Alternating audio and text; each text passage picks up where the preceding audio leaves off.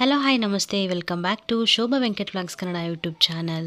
ನಾನು ನಿಮ್ಮ ಶೋಭಾ ವೆಂಕಟ್. ಇವತ್ತಿನ ವಿಡಿಯೋದಲ್ಲಿ ನಾನು ತಿಳಿಸ್ಕೊಡ್ತಾ ಇದ್ದೀನಿ ಪನ್ನೀರ್ ಮಸಾಲ ಗ್ರೇವಿ. ಅನ್ನ, ಚಪಾತಿ, ರೋಟಿ ಎಲ್ಲದಕ್ಕೂ ಕೂಡ ಇದೊಂದು ಸೂಪರ್ ಕಾಂಬಿನೇಷನ್ ಅಂತ. ಪನ್ನೀರ್ ಮಸಾಲ ಗ್ರೇವಿನ ಒಂದೇ ಒಂದು ಸಾರಿ ಮಾಡಿ ನೋಡಿ, ಹೋಟೆಲ್ ಕಡೆ ಹೋಗೋದೇ ಇಲ್ಲ ಜೀವನದಲ್ಲಿ. ಕಡಿಮೆ ಸಮಯದಲ್ಲಿ ಕಡಿಮೆ ಮಸಾಲೆಗಳನ್ನು ಉಪಯೋಗಿಸ್ಕೊಂಡು ಮಾಡ್ತಿರುವಂಥ ಪನ್ನೀರ್ ಟಿಕ್ಕಾ ಮಸಾಲ ತುಂಬಾ ರುಚಿಕರವಾಗಿರುವಂಥ, ಸರಳವಾಗಿ ಟೇಸ್ಟಿಯಾಗಿ ಮಾಡಬಹುದು. ಹೇಗೆ ಮಾಡೋದು ಅಂತ ತಿಳಿಸ್ಕೊಡ್ತೀನಿ ಬನ್ನಿ. ಬಾಯಿಗೆ ಹಾಕಿದ್ರೆ ಹಾಗೆ ಕರಗೋಗೋ ಥರ ಇದೆ. ತುಂಬಾ ಟೇಸ್ಟಿಯಾಗಿರುವಂಥ ರೆಸಿಪಿ ಇದು. ಮಕ್ಕಳಿಗೆ ಹಾಗೆ ದೊಡ್ಡರು ಕೂಡ ತುಂಬಾ ಇಷ್ಟಪಟ್ಟು ತಿಂತಾರೆ. ಒಮ್ಮೆ ಆದ್ರೂ ಟ್ರೈ ಮಾಡಿ ನೋಡಿ ಯಾವ ಥರ ಇರುತ್ತೆ ಅಂತ ಕಮೆಂಟ್ ಮಾಡೋದನ್ನು ಮರಿಬೇಡಿ. ಫಸ್ಟ್ ಟೈಮ್ ಪನ್ನೀರ್ ಮಸಾಲ ಮಾಡೋರು ಅಥವಾ ಮೊದಲನೇ ಸಾರಿ ಅಡುಗೆ ಮಾಡೋದನ್ನು ಕಲಿತಿರೋರು ಈ ಥರ ಮಾಡಿ ನೋಡಿ, ನಿಜವಾಗ್ಲೂ 100% ರಿಸಲ್ಟ್ ಸಿಗುತ್ತೆ ಅಂತಲೇ ಹೇಳ್ಬೋದು. ಪನ್ನೀರ್ ಮಸಾಲ ಗ್ರೇವಿ ಮಾಡೋದಕ್ಕೆ ಯಾವೆಲ್ಲ ಪದಾರ್ಥಗಳು ಬೇಕು ಅಂತ ನೋಡೋಣ.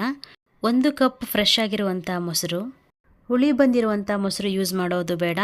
ಅಚ್ಚೆ ಖಾರದ ಪುಡಿ, ಧನಿಯಾ ಪುಡಿ, ಗರಂ ಮಸಾಲ, ಶುಂಠಿ ಬೆಳ್ಳುಳ್ಳಿ ಪೇಸ್ಟು, ತರಿಯಾಗಿ ಪುಡಿ ಮಾಡ್ಕೊಂಡಿರುವಂಥ ಜೀರಿಗೆ ಮೆಣಸಿನ ಪೌಡರು, ಹಾಗೆ 2 ಟೇಬಲ್ ಸ್ಪೂನಷ್ಟು ಕಡಲೆ ಹಿಟ್ಟು, ರುಚಿಗೆ ತಕ್ಕಷ್ಟು ಉಪ್ಪು, ಅರ್ಧ ಟೇಬಲ್ ಸ್ಪೂನ್ ಅರಿಶಿಣ.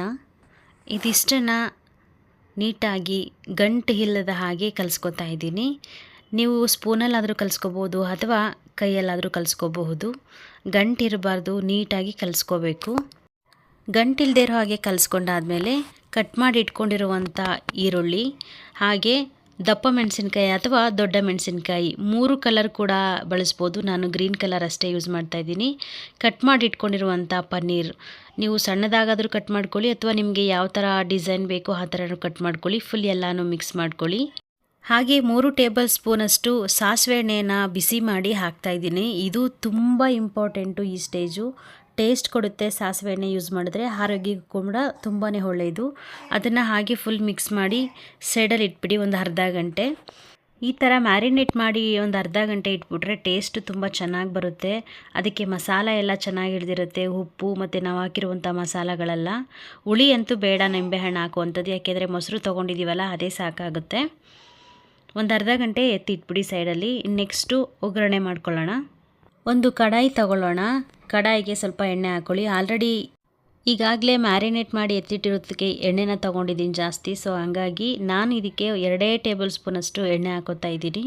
ಅರ್ಧ ಟೇಬಲ್ ಸ್ಪೂನಷ್ಟು ಜೀರಿಗೆ, ಡ್ರೈ ಸ್ಪೈಸಸ್, ಚಕ್ಕೆ, ಲವಂಗ, ಏಲಕ್ಕಿ, ಮರಾಠಿ ಮೊಗ್ಗು, ಪಲಾವ್ ಎಲೆ ಅಥವಾ ಬಿರಿಯಾನಿ ಎಲೆ, ಇದಿಷ್ಟನ್ನು ಕೂಡ ಹಾಕೋತಾ ಇದ್ದೀನಿ. ಕ್ವಾಂಟಿಟಿ ಒಂದೊಂದೇ ತೊಗೋತಾ ಇದ್ದೀನಿ, ಜಾಸ್ತಿ ತೊಗೋತಾ ಇಲ್ಲ. ಯಾಕೆ ಅಂದರೆ ಈಗಾಗಲೇ ಪನ್ನೀರ್ನ ಮ್ಯಾರಿನೇಟ್ ಮಾಡಿ ಇಟ್ಟಿದ್ದೀವಲ್ಲ, ಅದರಲ್ಲಿ ಗರಂ ಮಸಾಲ ಹಾಕ್ಕೊಂಡಿದ್ದೀವಿ. ಇಲ್ಲಿ ಮಸಾಲ ಜಾಸ್ತಿ ಹಾಕ್ಕೊಂಡ್ರೆ ಮಸಾಲ ಜಾಸ್ತಿ ಅನಿಸ್ಬಿಡುತ್ತೆ. ಮತ್ತು ಸಣ್ಣದಾಗಿ ಕಟ್ ಮಾಡಿ ಇಟ್ಕೊಂಡಿರುವಂಥ ಈರುಳ್ಳಿ. ಗ್ರೇವಿಗಳು ಮಾಡಬೇಕಾದ್ರೆ ಯಾವಾಗಲೂ ಈರುಳ್ಳಿಯನ್ನು ಸಣ್ಣದಾಗಿ ಹಚ್ಚಿಟ್ಕೊಂಡಿರಬೇಕು. ಈರುಳ್ಳಿನ ತುಂಬ ಸಣ್ಣದಾಗಿ ಹಚ್ಚಿಟ್ಕೊಂಡ್ರೆ ಗ್ರೇವಿ ತುಂಬ ಚೆನ್ನಾಗಿ ಬರುತ್ತೆ. ಈರುಳ್ಳಿನೂ ತುಂಬ ಚೆನ್ನಾಗಿ ಮೆಲ್ಟ್ ಆಗುತ್ತೆ. ಈರುಳ್ಳಿ ಸ್ವಲ್ಪ ಚೆನ್ನಾಗಿ ಬೆಂದಿದೆ ಅಂತ ಗೊತ್ತಾದ ತಕ್ಷಣ ಇವಾಗ ನಾವು ಬೇರೆ ಮಸಾಲೆಗಳನ್ನ ಆ್ಯಡ್ ಮಾಡ್ಕೋಬೇಕು. ಇದಕ್ಕೂ ನಾನು ತಗೋತಾ ಇದ್ದೀನಿ ಅಚ್ಚೆ ಖಾರದ ಪುಡಿ 1 ಟೇಬಲ್ ಸ್ಪೂನ್ ಆಗುವಷ್ಟು, ಧನಿಯಾ ಪುಡಿ 1 ಟೇಬಲ್ ಸ್ಪೂನ್ ಆಗುವಷ್ಟು, ಹಾಗೆ ಗರಂ ಮಸಾಲ.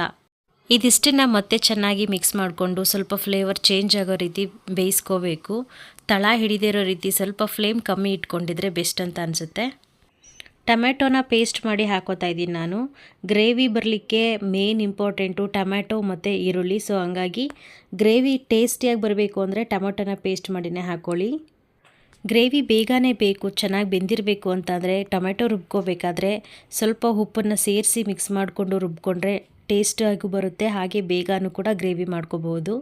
ಈಗ ಆಲ್ರೆಡಿ ಬೆಂದಿದೆ ನೋಡಿ, ನಾನು ಉಪ್ಪು ಹಾಕ್ಕೊಂಡೆ ರುಬ್ಕೊಂಡಿದ್ದೀನಿ ಟೊಮೆಟೊನ.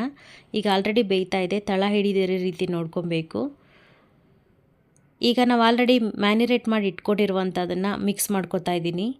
ಇದನ್ನು ಈಗ ತಳ ಹಿಡಿಯುವಂಥ ಚಾನ್ಸಸ್ ಜಾಸ್ತಿ ಇರುತ್ತೆ. ಸ್ವಲ್ಪ ಆವಾಗವಾಗ ಲೈಟಾಗಿ ಮಿಕ್ಸ್ ಮಾಡ್ಕೋತಾ ಇರಿ, ಇಲ್ಲ ಅಂತಂದರೆ ಪನ್ನೀರು ಅಂಟ್ಕೊಂಡ್ಬಿಡುತ್ತೆ, ತಳ ಹಿಡಿದ್ಬಿಡುತ್ತೆ.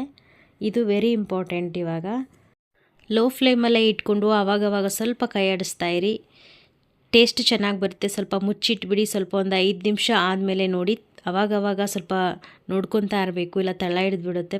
ಪದೇ ಅದನ್ನೇ ಹೇಳ್ತಾ ಇದ್ದೀನಿ, ಯಾಕೆಂದರೆ ತುಂಬ ಬೇಗನೆ ಕಡಲೆ ಹಿಟ್ಟು ಮಿಕ್ಸ್ ಮಾಡಿರ್ತೀವಲ್ಲ, ಸೊ ಹಂಗಾಗಿ ಬೇಗನೆ ತಳ ಹಿಡಿದ್ಬಿಟ್ಟಿರುತ್ತೆ. ಮಿಕ್ಸ್ ಮಾಡ್ಕೊಳ್ಳಿ ನೋಡಿ. ಎಷ್ಟು ಕಲರ್ಫುಲ್ಲಾಗಿ ಕಾಣಿಸ್ತಾ ಇದೆ ಅಲ್ವಾ. ಸಾಸಿವೆ ಎಣ್ಣೆ ಆರೋಗ್ಯಕ್ಕೂ ಕೂಡ ತುಂಬ ಒಳ್ಳೆಯದು. ಕಲರು ಚೆನ್ನಾಗಿ ಬರುತ್ತಾ ಇದೆ ನೋಡಿ, ಎಷ್ಟು ಕಲರ್ಫುಲ್ಲಾಗಿ ಕಾಣಿಸ್ತಾ ಇದೆ.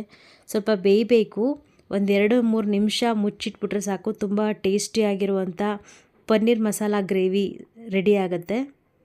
ಚಪಾತಿ, ರೋಟಿ, ಬಟರ್ ನಾನ್ ಏನು ಬೇಕಾದರೂ ಮನೇಲಿ ಮಾಡ್ಕೋಬೋದು. ಇದೊಂದು ಗ್ರೇವಿ ರೆಡಿ ಮಾಡ್ಕೊಂಬಿಟ್ರೆ ತುಂಬ ಟೇಸ್ಟಿಯಾಗಿರುತ್ತೆ. ತುಂಬ ಸರಳವಾಗಿ ಮಾಡಿದೆ ಅಂತಲೇ ಅನಿಸಲ್ಲ, ಇಷ್ಟು ಬೇಗ ಆಗಿಬಿಡ್ತಾ ಅಂತ ಅನ್ನಿಸ್ಬೇಕು. ಅಷ್ಟು ಅದ್ಭುತವಾದ ರುಚಿಕರವಾಗಿರುವಂಥ ಪನ್ನೀರ್ ಮಸಾಲ ಗ್ರೇವಿ ರೆಡಿ ಆಗಿದೆ. ಬಡಿಸ್ತಾ ಇದ್ದೀನಿ, ಬನ್ನಿ ನೀವು ಕೂಡ ಊಟ ಮಾಡಿ. ಹೊಸದಾಗಿ ಅಡುಗೆ ಮಾಡ್ತಿರೋರು ಅಥವಾ ಹೊಸದಾಗಿ ಕಲಿಬೇಕು ಅಡುಗೆನ ಅನ್ನೋರಿಗೆ ತೋರಿಸ್ಕೊಡಿ. ಪಟಾಪಟ್ ಅಂತ ಕೇವಲ 15-20 ನಿಮಿಷಗಳಲ್ಲೇ ಮಾಡುವಂಥ ಈಸಿಯಾಗಿರುವಂಥ ಸೂಪರಾಗಿರುವಂಥ ಪನ್ನೀರ್ ಮಸಾಲ ಗ್ರೇವಿ ರೆಡಿ ಆಗಿಬಿಡುತ್ತೆ. ಈ ವಿಧಾನದಲ್ಲಿ ಪನ್ನೀರ್ ಮಸಾಲ ಗ್ರೇವಿನ ಮಾಡಿಕೊಂಡ್ರೆ ನಿಜವಾಗ್ಲೂ ಟೇಸ್ಟ್ ಸೂಪರ್ ಅಂತಲೇ ಹೇಳ್ಬೋದು. ಯಾವಾಗಲೂ ನೆನಪಲ್ಲಿ ಇಟ್ಕೊಳ್ಳುವಂಥದ್ದು. ವಾರಕ್ಕೆ 2-3 ಸರಿ ಮಕ್ಕಳು ಕೇಳಿ ಮಾಡಿಸ್ಕೊಂಡು ತಿನ್ನುವಂಥದ್ದು. ದೊಡ್ಡೋರು ಕೂಡ ತುಂಬಾ ಇಷ್ಟಪಡ್ತಾರೆ. ಈ ರೆಸಿಪಿ ಹಾಗೆ ಈ ವಿಡಿಯೋ ಇಷ್ಟ ಆಗಿದರೆ ದಯವಿಟ್ಟು ಕಮೆಂಟ್ ಮಾಡೋದನ್ನು ಮರಿಬೇಡಿ, ಹಾಗೆಯೇ ಲೈಕ್ ಮಾಡೋದನ್ನು ಮರಿಬೇಡಿ. ಇನ್ನೂ ಮತ್ತಷ್ಟು ರೆಸಿಪೀಸ್ ವಿಡಿಯೋಸ್ಗಳನ್ನ ಬೇಕು ಅಥವಾ ಇನ್ನೂ ಬೇರೆ ಬೇರೆ ವೀಡಿಯೋಸ್ಗಳೆಲ್ಲ ಬೇಕು ಅಂತಂದರೆ ದಯವಿಟ್ಟು ಸಬ್ಸ್ಕ್ರೈಬ್ ಮಾಡದೆ ನೋಡ್ತಿರೋರಲ್ಲ ದಯವಿಟ್ಟು ಸಬ್ಸ್ಕ್ರೈಬ್ ಮಾಡ್ಕೊಳ್ಳಿ. ಬೆಲ್ ಬಟನ್ ಪ್ರೆಸ್ ಮಾಡಿ ನೋಟಿಫಿಕೇಷನ್ ಆನ್ ಮಾಡ್ಕೊಳ್ಳಿ. ಹೀಗೆ ವಿಡಿಯೋಸ್ನ ನೋಡ್ತಾ ಇರಿ, ಹಾಗೆ ನಮಗೆ ಸಪೋರ್ಟ್ ಮಾಡ್ತಾ ಇರಿ.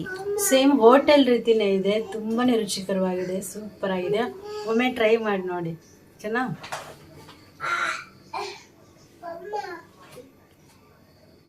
ಈ ರೆಸಿಪಿಯನ್ನು ನಿಮ್ಮ ಫ್ರೆಂಡ್ಸು ಫ್ಯಾಮಿಲಿಗೆ ಶೇರ್ ಮಾಡಿ.